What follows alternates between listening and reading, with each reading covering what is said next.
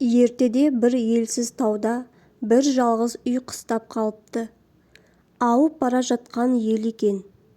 Азаматының жоқтығынан елге ере алмай қалыпты. Үй иесі кемпір болса керек. Бір топ қарға қайтып бара жатады. Жалғыз үйге кез болып қонақтайды. Оның ішінде бір арық мүгедегі: мен мыналарға ере бергенде не табамын? Жолда бір жерде боранға ұшырап, текке қатып қалармын. Мына жалғыз үйдің қасында қалайын. Қара құрасы бар көрінеді, қаны болар, жыны болар. Дәнеме тимегенде мына кемпірдің қарақан басынан атамның асы табылар, дейді. Қар қалың жауып, қыс қамытшылыққа айналып, кемпір есігінің алдынан күрек аршып қойларын жайып тұрса, қарға жалп етіп келіп қонағының қойлары үркей берген соң, кемпір ыза болып: осы қарғадан-ақ өлдім-ау, деп қан-жын дәнеме далаға тастамайтын болыпты.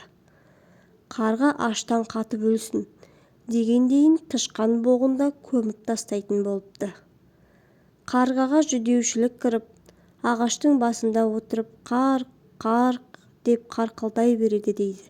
Мынау ит құлағыма маза бермеді-ау, деп кемпір құлағын салып қарғаның қарқылдағанын тыңдаса: күнім гүрсілде, боран соғып дүрсілде, аяз болып арсылда, мұз болып қатып қаршылда, тоқты ұшып көті түссін, біз байқұсқа еті түссін, дейді екен.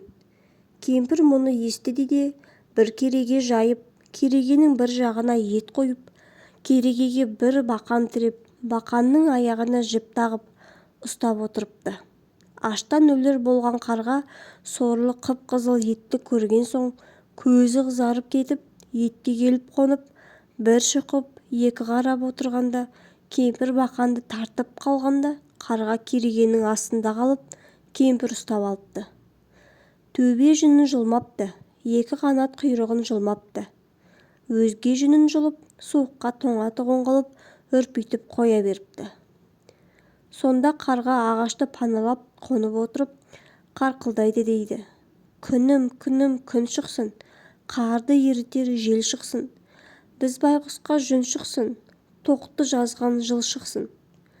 Сонан соң кемпір қан-жынды өзі жемейтұғынды қарағанда қорымайтұғын болыпты да, күн жылынып, қар кетіп, кемпірдің қойы да аман, қарға да аман шығыпты. Біреуге біреу көршілес болғанда осындай тілеулес болса, аман шығуына әбден сенімді дәлел.